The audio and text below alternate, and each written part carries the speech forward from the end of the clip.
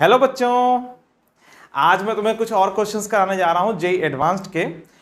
JEE 2020 में ये पूछा गया है पहला क्वेश्चन, यहां से आज हम स्टार्ट करेंगे। तो देखो पहले क्वेश्चन में क्या लिखा हुआ है, इसे पढ़ो पहले ध्यान से। Let f is such that R to R and g is such that R to R. बहुत बढ़िया क्वेश्चन है।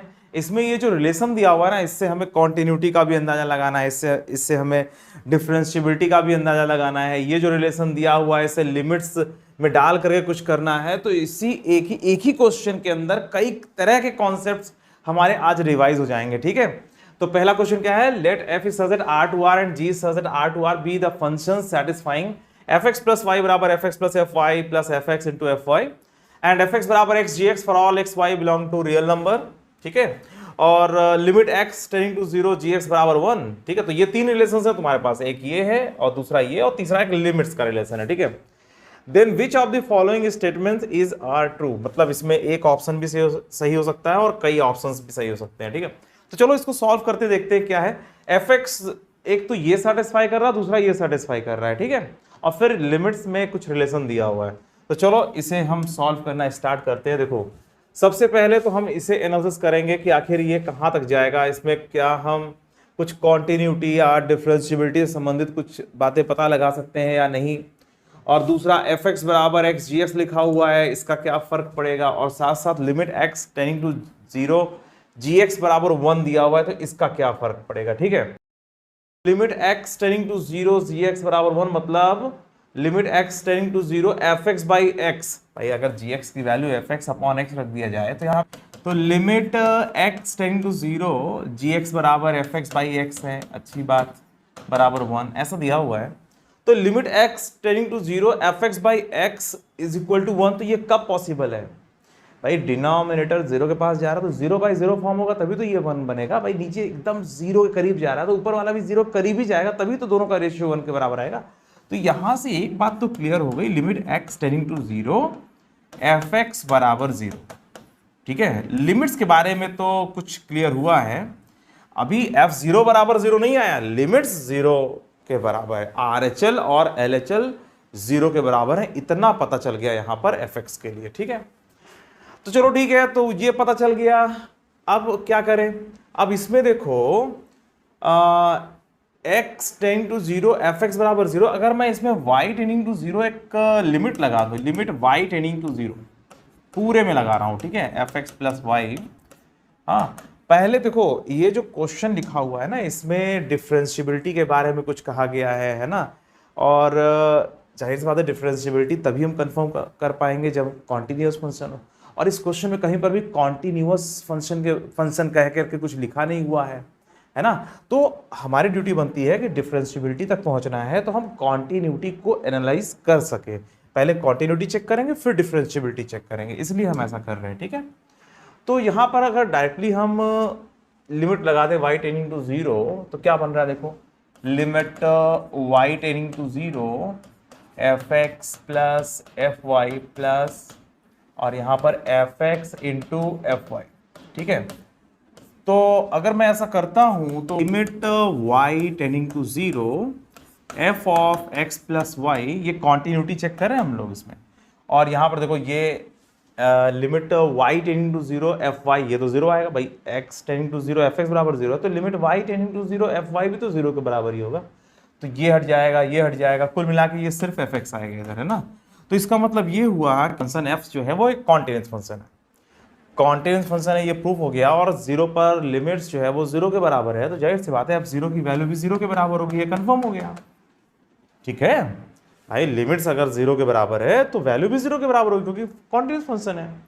अच्छा देखो, अगर यहाँ पर हम x और y दोनों 0 कर देते हैं, मान लीजिए x 0 और y 0 यहाँ पे रख देते तो क्या होता, f0 बराबर f0 प्लस f0 का होल स्क्वायर आता, और फिर यहाँ पे ये दोनों कट जाता और f0 कॉमन ले लेते तो क्या बचता, 1 प्लस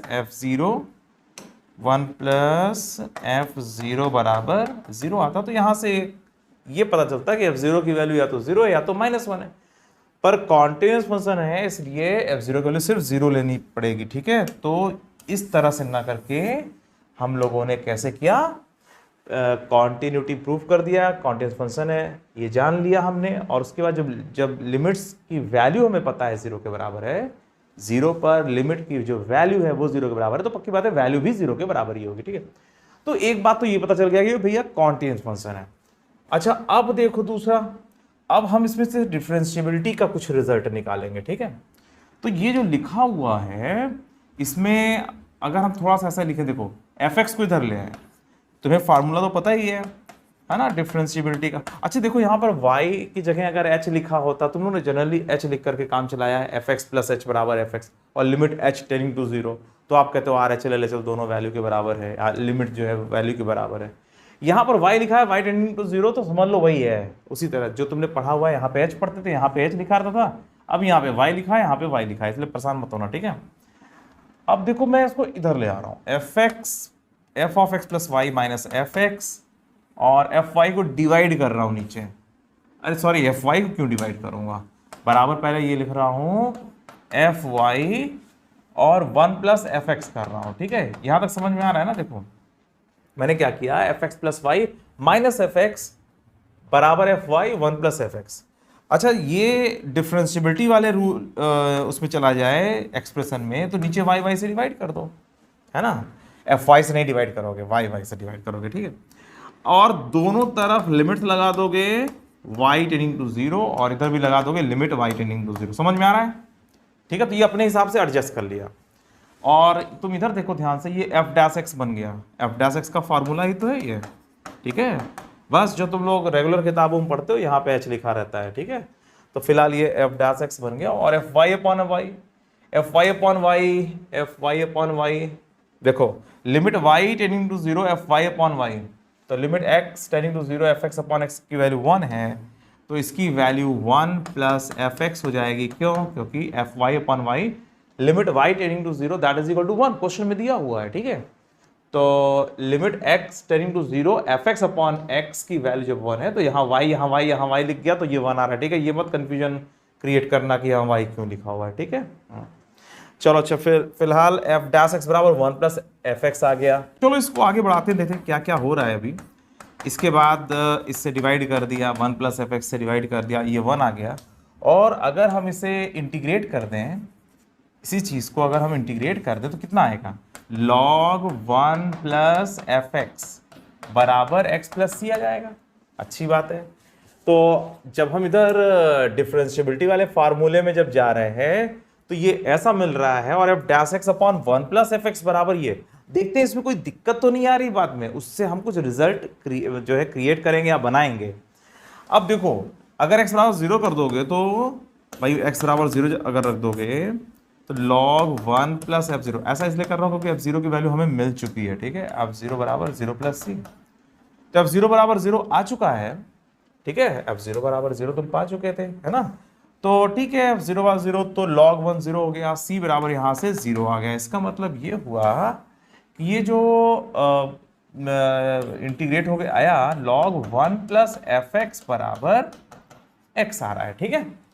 अच्छा इसके बाद हम क्या लिख सकते हैं, 1 प्लस एफ एक्स बराबर e to the power x, या एफ एक्स बराबर, और एक चीज़ और सोचो, यहाँ पर तो मॉड लगा हुआ है ना भाई, मॉड 1 प्लस एफ एक्स बराबर e to the power x, यहाँ से दो केसेस बनेंगे, क्या, 1 प्लस एफ एक्स बराबर e to the power x, और 1 प्लस एफ एक्स बराबर minus e to the power x. चूंकि एफ जीरो बराबर कितना दिया हुआ है, एफ जीरो बराबर 0 दिया हुआ है, और यही सेटिस्फाई करेगा भाई। 1 प्लस एफ जीरो बराबर e to the power 0 satisfy हो रहा है कि नहीं हो रहा है भाई, ये तो 1 है, अरे सॉरी एफ जीरो बराबर 0 आ गया था, और ई टू द पावर 0 1 होता है, ये सही हो रहा है, सेटिस्फाइड हो जा रहा है। और इधर देखो 1 प्लस एफ जीरो बराबर minus e to the power 0 तो है नहीं, ये तो गलत हो गया, ठीक है। तो इसका मतलब ये हुआ कि हम प्लस करके ओपन करेंगे, ठीक है, यहां तक क्लियर। तो इसका मतलब ये हुआ कि एफ एक्स बराबर e to the power x minus 1 ही वो फंक्शन है जिस पर ये क्वेश्चन बनाया गया। क्लियर। तो देखो कैसे हमने सॉल्व किया, हमने सबसे पहले क्या किया, कॉन्टिन्यूटी को कंफर्म किया, और फिर उसके बाद हमने जो ये एक्सप्रेशन दिया हुआ था इसमें एफ एक्स को इधर ले आ रहे हैं और वाई से डिवाइड कर दे रहे हैं, तो हमें अचानक से ये मिल जा रहा है। और जब इसको हम आगे बढ़ा रहे हैं, डेरिवेटिव ऊपर है, 1 प्लस एफ एक्स नीचे लिखा हुआ है, तो इंटीग्रेट करके हम लोग निकाल ले रहे हैं कि आखिर वो एफ एक्स फंक्शन कैसा दिखता है। तो एफ एक्स फंक्शन के लिए दो केसेस बने, ये हो नहीं सकता क्योंकि एफ जीरो बराबर जीरो आया हुआ, एफ एक्स बराबर e to the power x minus one. और अगर एफ एक्स बराबर ये है तो जी एक्स बराबर f x by f x question में दिया हुआ है, तो जाहिर सी बात इसकी वैल्यू ये होगी। तो एफ एक्स और जी एक्स ये दोनों फंक्शन हमें मिल गए, जानते हो ना, जी एक्स बराबर एफ एक्स बाई एक्स दिया हुआ है क्वेश्चन में, देखो जी एक्स बराबर एफ एक्स बाई एक्स दिया हुआ है, तो जो एफ एक्स की वैल्यू आ रही है उसमें हमने एक्स से डिवाइड कर दिया, तो एफ एक्स और जी एक्स हमें दोनों फंक्शन मिल गए, ठीक है। तो एफ एक्स बराबर क्या आ गया, e to the power x minus one, और जी एक्स बराबर क्या मिल गया हमें, जी एक्स बराबर मिल गया हमें e to the power x minus one upon x, ठीक है। अच्छा देखो अब क्वेश्चन में क्या कहा जा रहा है, f is differentiable at every x belong to real number. देखो एफ एक्स बराबर हम क्या पा चुके हैं, एफ एक्स बराबर हम e to the power x minus one पा चुके हैं, और जी एक्स बराबर e to the power x minus one upon x. तो एफ एक्स तो हर जगह डिफरेंशिएबल है, ये तो कंफर्म हो गई बात भाई, f x is differentiable function because it is equal to e power x minus one. अच्छा जी जीरो बराबर जीरो, then g is differentiable at every x belong to real number. अब जी जीरो बराबर one है तो क्या जी भी differentiable function है, ये पता लगाना है। अब देखो यहां पर जी एक्स जो है वो e to power x minus one upon x है, ये हर जगह डिफरेंशिएबल है, पर जीरो पर फिलहाल अभी डिफरेंशिएबल नहीं है क्योंकि जीरो पर ये नॉट डिफाइंड है। पर क्वेश्चन में दिया हुआ है कि अगर g जीरो बराबर वन ले लें तो क्या g भी डिफरेंशिएबल हो जाएगा, तो चलो डिफरेंशिएबिलिटी चेक कर लेते हैं। तो यहां पर g जीरो बराबर वन एज्यूम करने पर जो gx का नेचर है वो ऐसा बनेगा, e to power x minus one upon x when x is not equal to zero, और x बराबर जीरो के लिए वन। ये दिया हुआ है ऑप्शन में कि g जीरो बराबर वन है तो क्या होगा, चलो ठीक है। और तुमने रिमूवल डिसकंटिन्यूटी जो पढ़ा हुआ है ना, वही वाला कॉन्सेप्ट यहां पर लगेगा, ठीक है, या वही यूज हो रहा है, वही जो वहां पर लिखा हुआ है जीरो बराबर, या जहां पर नॉट डिफाइंड होता है तो वहां पर वैल्यू हम लोग डिफाइन करके कॉन्टिन्यूअस बना लेते हैं, तो उसी तरह का कुछ हो रहा है इसमें। तो फिलहाल जीरो पर वैल्यू वन डिफाइन होने के बाद क्या होता है जरा देखते हैं। ये तो हमने एनालिसिस करके निकाल लिया था, मगर अब एक नया चीज दे दिया, जी जीरो बराबर वन। चलो इसकी डिफरेंशिएबिलिटी चेक करते हैं। तो जी डैश, और देखो ये जो फंक्शन है ना, ये जीरो पर ही नॉट डिफरेंशिएबल हो सकता है, मतलब इसका जो रिस्क है जीरो पर, तो जीरो पर रिस्क है कि ये नॉन डिफरेंशिएबल हो जाए, और जीरो पर अगर डिफरेंशिएबल हुआ तो हर जगह डिफरेंशिएबल हो जाएगा। तो जीरो पर चलो चेक करते हैं, जी डैश जीरो पॉजिटिव पहले निकालते हैं, तो ये आ जाएगा limit of h tending to zero, e to the power h minus one upon h minus one upon h. देखो ध्यान से, ये सही लिखा हुआ है, अरे जी ये यहां पर फॉर्मूला ये लग रहा है ना, जी डैश जीरो पॉजिटिव बराबर limit h tending to zero g zero plus h, g zero plus h minus g zero upon h, ये वाला फार्मूला लग रहा है, ठीक है, वही सिंपली आर एच डी वाला फार्मूला। तो जी जीरो प्लस एच यहां से आ गया minus g zero upon h, ठीक है। अब देखो ये आ कितना आ रहा है, ये आएगा limit h tending to zero e power h minus one minus h upon h square, ठीक है। और इसको सॉल्व करोगे ये 1/2 आ जाएगा, चाहे एक्सपेंशन से करना, चाहे क्या बोलते हैं एल हॉस्पिटल रूल से कर लेना, ठीक है। तो ये 1/2 आ रहा है। ऐसे g dash zero negative solve करोगे तो देखो ये कितना आ रहा है, e to power minus h minus one upon minus h, जहां जहां एच है वहां वहां माइनस एच उठा के रख देंगे हम, ठीक है। और इसको भी सॉल्व करोगे तो ये भी 1/2 के बराबर आ जाएगा। कितना आ रहा है, e power minus h minus one plus h upon कितना माइनस एच एच स्क्वायर, और जब इसको एक्सपैंड करोगे तो ये भी 1/2 के बराबर ही आएगा, ठीक है, बराबर 1/2, ठीक है। इसको सॉल्व करके देख लेना, ये 1/2 के बराबर ही आएगा, 0/0 फॉर्म है, ठीक है। तो बच्चों ये तुमने सॉल्व किया, जीरो पर आर एच डी और जीरो पर एल एच डी दोनों बराबर है, इसका मतलब क्या हुआ, और एग्जैक्टली जीरो पर इसकी वैल्यू 1 है, और जीरो पर इसकी जब लिमिट्स निकालोगे तो वो भी 1 के बराबर है। तो मतलब ये हुआ कि ये फंक्शन कॉन्टिन्यूअस है, डिफरेंशिएबल है, सब कुछ है, ठीक है। मतलब अब देखो कौन सा ऑप्शन सही हो जाएगा, तो ये सेकंड वाला ऑप्शन भी सही हो जाएगा। अगर जीरो की वैल्यू 1 है तो then g is differentiable at every x belong to real number, ठीक है। कॉन्टिन्यूअस तो हो ही चुका है। अच्छा, the derivative f dash one, अरे यार एफ डैश वन निकालो कितना आएगा, एफ डैश एक्स बराबर ई पावर एक्स है, तो एफ डैश वन कितना होगा, एफ डैश वन बराबर e to the power one, ई के बराबर है ना, तो एफ डैश वन बराबर वन, ये तो गलत हो गई बात है ना। और एफ डैश जीरो, अगर यहाँ पे जीरो कर दोगे, एफ डैश जीरो बराबर ई पावर जीरो वन, ये लास्ट वाला सही हो गया। ठीक है, तो कुल मिला के इसके तीन ऑप्शन सही हैं, ए बी और डी। समझ में आ रहा है? तो इस क्वेश्चन में अच्छी खासी एनालिसिस हो गई है कि आखिर हम कैसे गिवन एक्सप्रेशन को डील करें। देखो, जब तुम्हारे सामने ऐसा क्वेश्चन आया करे ना, तो तुरंत आप एक्स की वैल्यू और वाई की वैल्यू कुछ अपने मन से रख करके देख लिया करो। ठीक है, जैसे एक्स बराबर जीरो, वाई की वैल्यू जीरो रख दिया है ना, और फिर वाई इंटू जीरो कर दिया। हाँ, डिफरेंशियबिलिटी के लिए ले आए, कॉन्टिन्यूटी डिफरेंशियबिलिटी सब इससे चेक करने की कोशिश कर रहे हैं। और उसका बेसिक फार्मूला तो आप लोग को पता ही है यार कि कैसे कॉन्टिन्यूटी चेक करते हैं, डिफरेंशियबिलिटी चेक करते हैं। बस उसी का कॉपी वॉपी करके आराम से आगे बढ़ जाओ, हो जाएगा। ठीक है, तो चलो आगे बढ़ते हैं। अब अगला क्वेश्चन देखते हैं। ठीक है, नेक्स्ट क्वेश्चन हमारा है ये वाला। देखो क्या लिखा हुआ है, let small m be the minimum possible value of log base 3 power y1 plus 3 power y2 plus 3 power y3 where y1 y2 y3 are real numbers for which y1 plus y2 plus y3 बराबर 9। ठीक है, ये arithmetic mean greater equal to geometric mean पर based question है, देखने से ही लगने लग रहा है। Let capital M be the maximum value, इसकी मैक्सिमम वैल्यू कैपिटल एम है, उसकी मिनिमम वैल्यू स्मॉल एम है। और फिर जब स्मॉल एम और कैपिटल एम मिल जाए, और देखो x1 x2 x3 में रिलेशन में दिया हुआ है, और जब स्मॉल एम और कैपिटल एम मिल जाए तो एक सिंपल सा काम ये करके निकालना है। ठीक है, यहाँ पर तो कुछ नहीं, बस इन्हीं दोनों को आपको समझना है। ठीक है, देखो क्वेश्चन में क्या दिया हुआ है, इसकी मिनिमम वैल्यू स्मॉल एम है, देखो यही दिया हुआ है ना, इसकी मिनिमम वैल्यू स्मॉल एम है, तो वही लिखा है मैंने, इसकी मिनिमम वैल्यू स्मॉल एम है और इसकी मैक्सिमम वैल्यू कैपिटल एम है ना, इसकी मैक्सिमम वैल्यू कैपिटल एम है। Let capital M is the maximum, let capital M be the maximum possible value of this. ठीक है, तो चलो भैया आगे बढ़ते हैं, क्या करना है इसमें देखो।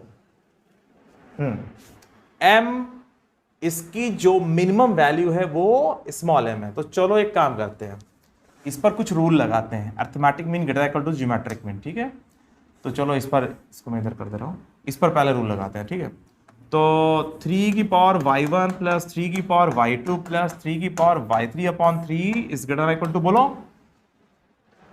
Arithmetic mean greater equal to geometric mean. 3 की पावर y1, 3 की पावर y2, 3 की पावर y3 की पावर 1/3। यहां तक समझ में आ गया होगा बच्चों, है ना? अच्छा चलो, अब इसके बाद क्या करोगे बच्चों, 3 to the power y1 plus 3 to the power y2 plus 3 to the power y3 greater equal to 3 into, ये 3 उधर जा रहा है, और ये बन जाएगा 3 की power y1 plus y2 plus y3 upon 3। क्यों, सही है? अच्छा, और इसकी वैल्यू 9 दे रखा है क्वेश्चन में, है ना, तो 9 अपॉन 3, 3 की पावर 3, मतलब ग्रेटर इक्वल टू 3 की पावर 4। ठीक है, यहां तक हम पहुंच गए। 3 की पावर y1 प्लस 3 की पावर y2 प्लस 3 की पावर y3 की value greater equal to 3 power 4 है, और क्वेश्चन में क्या दिया हुआ है देखो, ये जो ना इसकी मिनिमम, यहाँ पे log बेस 3 भी लगाना है और इसकी मिनिमम वैल्यू के बारे में आइडिया लगाना। तो एक काम करते हैं, पहले log लगा देते हैं, log बेस 3 लगा देते हैं, देखते हैं क्या होता है, और फिर आइडिया लगाएंगे कि आखिर करना क्या है हमें, है ना। 3 की पावर y3, तो जब log बेस 3 कर दिया तो log बेस 3 और 3 पावर 4, ये 4 आ जाएगा, है ना। ठीक है भाई, log बेस 3 लगा दिया, log बेस 3 लगाओगे तो भाई 4 बाहर निकलेगा, 4 log बेस 3 और इधर 3। ठीक है, तो 4 log 3 बेस 3 ऐसा आने की वजह से ये 4 आ जाएगा। ठीक है, तो इसकी जो मिनिमम वैल्यू है ना वो 4 के बराबर है, तो स्मॉल एम की वैल्यू 4 आ गई, क्योंकि इसकी मिनिमम वैल्यू कहा जा रहा है, और ये ग्रेटर इक्वल टू 4 है, तो पक्की बात है 4 ही तो मिनिमम वैल्यू है, तो स्मॉल एम बराबर 4। चलो, स्मॉल एम की वैल्यू 4 आ गई। अब देखो कैपिटल एम निकाल लें तो मजा आ जाए। अब वैसे देखो स्मॉल एम बराबर कितना आ गया है, स्मॉल एम बराबर 4 आ गया, तो यहाँ पर तो इतने में तो कोई दिक्कत नहीं है। ठीक है, अच्छा चलो, अब हमें कैपिटल एम की वैल्यू निकालनी है, और कैपिटल एम की वैल्यू आ जाए तो बात बन जाए। अब देखो, अब यहाँ पर x1 plus x2 plus x3 बार 9 दिया है, तो इसकी मैक्सिमम वैल्यू आपको बतानी है। अच्छा चलो, इस पर अर्थमेटिक मीन और वो ज्योमेट्रिक मीन वाला कॉन्सेप्ट लगाते हैं। दिस अपॉन 3 इक्वल टू क्या, x1 x2 x3 की पावर 1/3। इस पर मत लगाने लगना, क्योंकि जब इस पर तुम arithmetic mean greater equal to geometric mean लगाओगे ना तो गड़बड़ा जाएगा मामला। कैसे, अपॉन 3 जब करोगे और उधर ले जाओगे तो मल्टीप्लाई हो जाएगा, तो फिर मल्टीप्लाई होकर कुछ फायदा नहीं होगा, यहाँ से कुछ हो सकता है, ठीक है। तो ये इस पे लग रहा है कुछ आगे बढ़ सकते हैं। तो x1 plus x2 plus x3 बराबर 9 दिया, तो 9/3 3 हो जाएगा। 3 equal to x1 x2 x3 to power 1/3, और यहाँ से देखो बहुत आसानी से आ गया x1 x2 x3 less than or equal to 3 की पावर 3। देखो ध्यान से, सही है, पावर 3 कर दिया और उसको इधर कर दिया। अब यहाँ पर इस पर लॉग लगा दो, log base 3 x1 plus log base 3, भाई लॉग x1 x2 x3 बराबर क्या होता है, log x1 plus log x2 plus log x3, है ना। तो यहाँ पे लगा के देखो क्या आ रहा है, और log base 3 x3 less than or equal to log, यहाँ पर जब लॉग लगाओगे तो लॉग 3 टू द पावर 3 और बेस 3, लॉग बेस 3 लेके हम लोग चल रहे हैं ना। और यहाँ पे जब लॉग बेस 3 जब लिखा ना तो log this plus log this plus log this हो जा रहा है, ठीक है।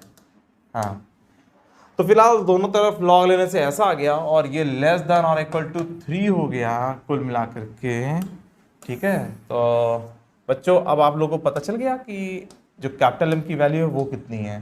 तो इसको मैं यहाँ सेट कर दे रहा हूँ। तो जब इसकी ये लेस देन और इक्वल टू 3 है तो पक्की बात है कि कैपिटल एम इसकी जो मैक्सिमम वैल्यू है वो 3 के बराबर है। ध्यान दो भाई, दिस इज लेस देन और इक्वल टू 3, तो मैक्सिमम वैल्यू क्या होगी, 3 तो होगी ना। तो चलो बस कैपिटल एम भी आ चुका है और इसकी ही तो वैल्यू निकालनी है। तो ये 3 आ चुका है, 3 पावर 2, ठीक है। तो स्मॉल एम बराबर 4 आया था, कैपिटल एम बराबर 3 आया था। अब इसको सॉल्व करके देखो कितना आ रहा है भाई, ये आ जाएगा 3 इधर कर दोगे और 4 को 2 की पावर 2 लिखोगे तो 2 बाहर आ जाएगा, 3 इंटू 2 और प्लस यहाँ पे 2 बाहर लोगे तो ये 2 बराबर कितना 8 आ जाएगा, ठीक है। तो ये जो क्वेश्चन दिया हुआ था इसका आंसर 8 हो जाएगा, ठीक है, जो आपको दिया हुआ था सॉल्व करने के लिए। तो इसका जो आंसर है वो 8 करेक्ट। कैसे हुआ समझ में आ रहा है ना। इस पर 3 power y1 3 power y2 3 power y3 ये जो लिखा हुआ है ना, इस पर arithmetic mean greater equal to geometric mean लगाया, और इस पर भी लगाया arithmetic mean greater equal to geometric mean, और उसके बाद जहां पर लॉग की जरूरत थी लॉग लगाया, है ना, और इसमें भी लॉग लगाना था तो लॉग लगाया, हमारा आंसर आ गया, ठीक है। तो स्मॉल एम आ गया, कैपिटल एम आ गया और वैल्यू रख दिया यहाँ पर, आंसर फाइनल 8 आ गया, ठीक है। चलो अब हम लोग अगला क्वेश्चन सॉल्व करते हैं। नेक्स्ट क्वेश्चन हमारा ये है। अगला क्वेश्चन क्या लिखा हुआ है, late f is such that 0 to pi to r be a twice differentiable function such that limit t tending to x, ये पूरा बराबर sin square x for all x belong to 0 से pi, अच्छी बात है, और f π/6 बराबर ये दिया हुआ है, then which is r true, इसमें से कौन से सही होंगे। एक ऑप्शन भी सही हो सकता है और कई ऑप्शन भी सही हो सकते हैं, ठीक है। तो इसको सॉल्व कैसे करना है देखो, नेक्स्ट पेज पर मैंने लिख रखा है। पहले तो ये इसको सॉल्व करते हैं। Limit t tending to x लिखा हुआ है, डिफरेंशिएबल फंक्शन दिया हुआ है क्वेश्चन में, देखो f के बारे में एकदम ट्वाइस डिफरेंशिएबल है, तुम आराम से इसमें एल हॉस्पिटल रूल लगा सकते हो। चलो एल हॉस्पिटल रूल लगाते हैं, कहते हैं क्या होता है। Limit t tending to x और t के रिस्पेक्ट में, t आ गया ना, t x के पास जा रहा है, t वेरिएबल है तो t के रिस्पेक्ट में हमें डिफरेंशिएट करना पड़ेगा। तो t के रिस्पेक्ट में डिफरेंशिएट करोगे तो कितना आएगा, यहाँ पर देखो ध्यान से, fx और sin t का cos t बन जाएगा, और इधर कितना बन जाएगा f डैश t, और यहाँ पे sin x, x को टच नहीं करना है, याद रखना, x को टच करोगे तो करंट लग जाएगा, ठीक है। फिलहाल ऐसा। अच्छा, अब कोई 0/0 फॉर्म तो है नहीं, t बराबर x रख दो, तो fx cos x minus f dash x sin x बराबर sin स्क्वायर x, समझ में आ रहा है। अच्छा अब एक काम करो, इससे डिवाइड कर लो, लग रहा कुछ ये डेरिवेटिव का कुछ सिस्टम सेट हो रहा है। चलो भाई इससे डिवाइड कर दिया, चलो डिवाइड कर दिया, ये इक्वल टू 1 आ गया।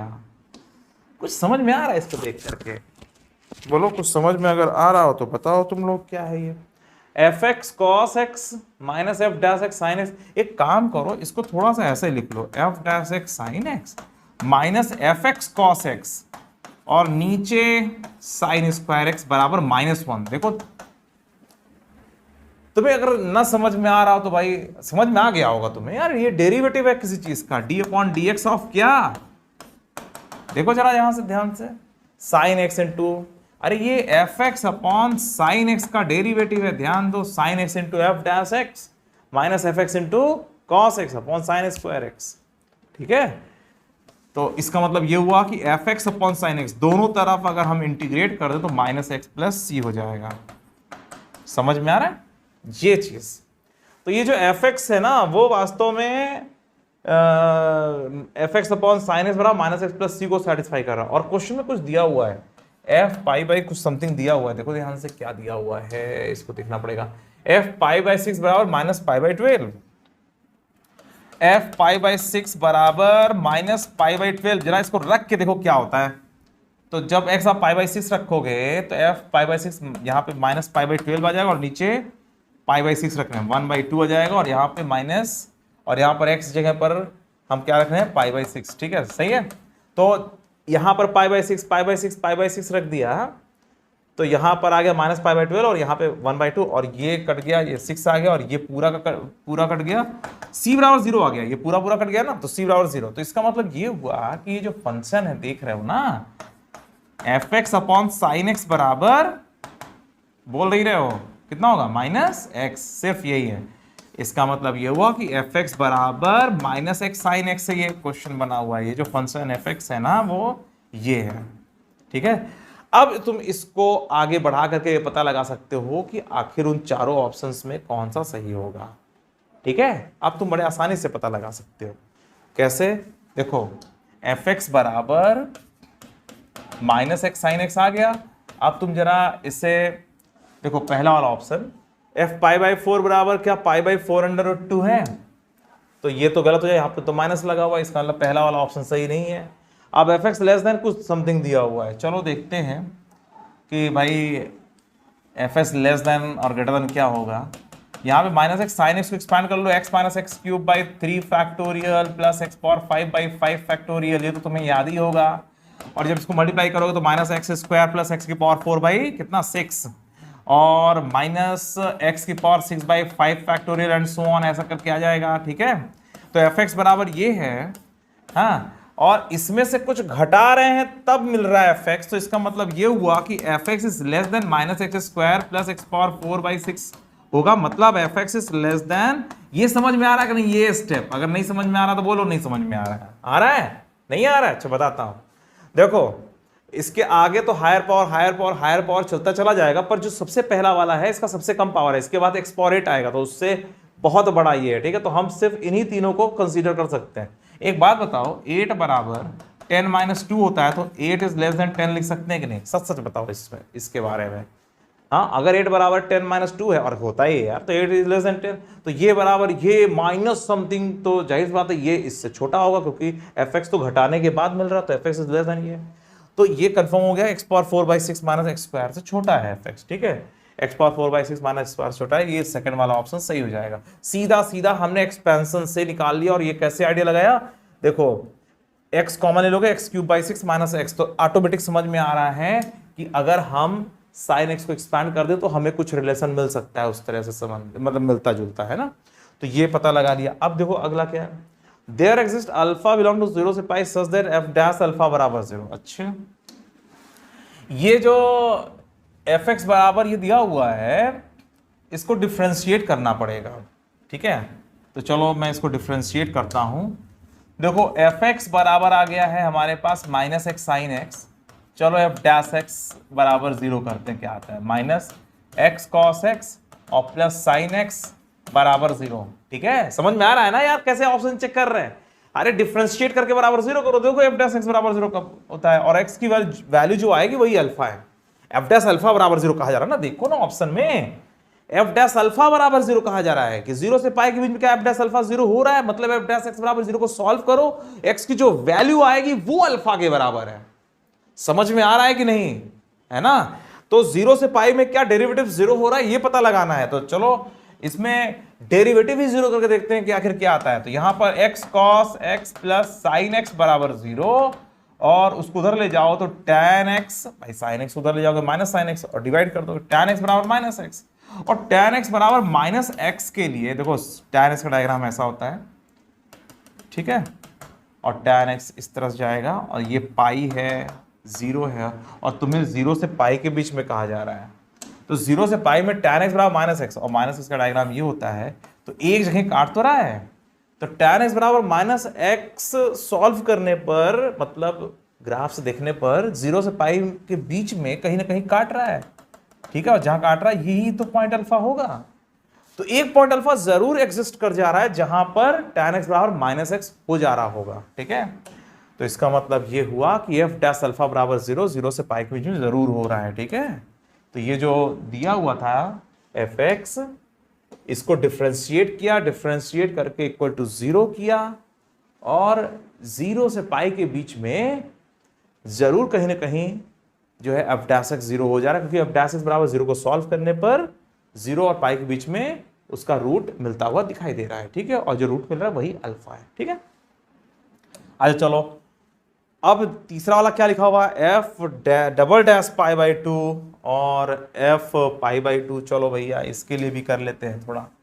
तो fx बराबर माइनस एक्स साइन एक्स मिल चुका है, तो जल्दी जल्दी f डैश एक्स और f डबल डैश एक्स निकाल लें, x कॉस एक्स और प्लस साइन एक्स, और फिर से इसको डिफ्रेंशिएट कर दो, तो ये कितना आएगा, x माइनस साइन एक्स, ये मल्टीप्लाई में है, ठीक है, और प्लस कॉस एक्स और प्लस कॉस एक्स, हमने डिफ्रेंशिएट कर दिया, इसको डिफ्रेंशिएट किया तो ये मिला, ठीक है।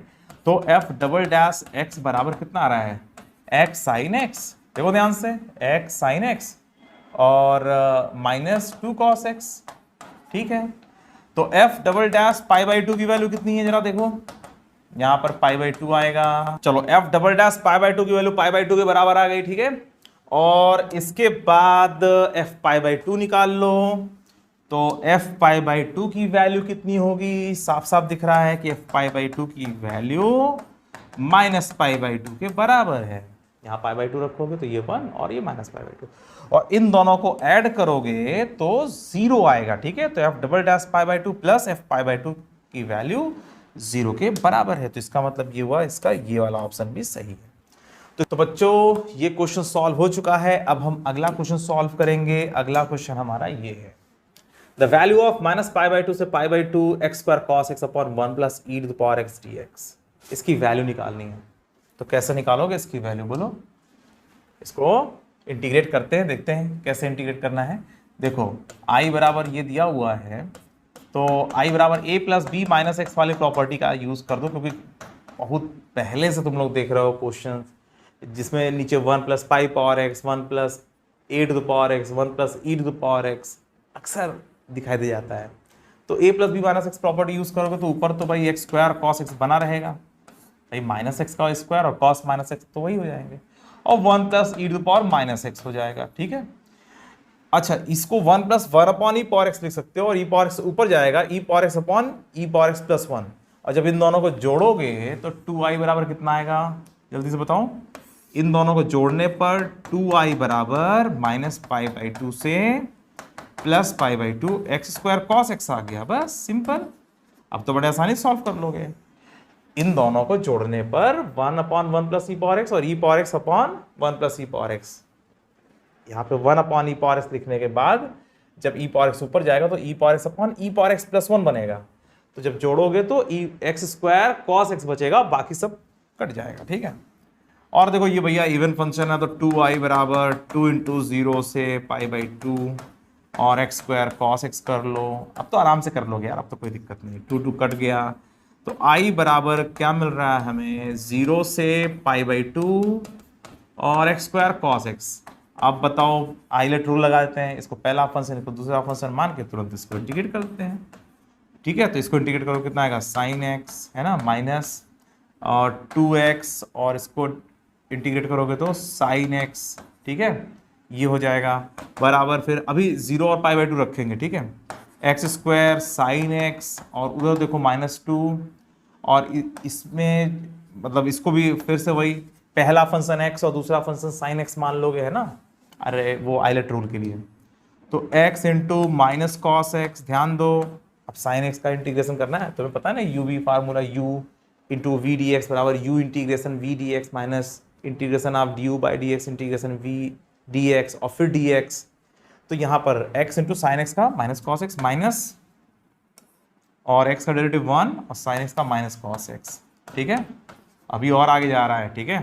तो ये कितना बन रहा है, एक्स स्क्वायर साइन एक्स और इधर प्लस 2x कॉस एक्स, और इधर देखो प्लस कॉस एक्स हो जाएगा, कॉस साइन एक्स, तो यहाँ पे माइनस 2 साइन एक्स, समझ में आ रहा है?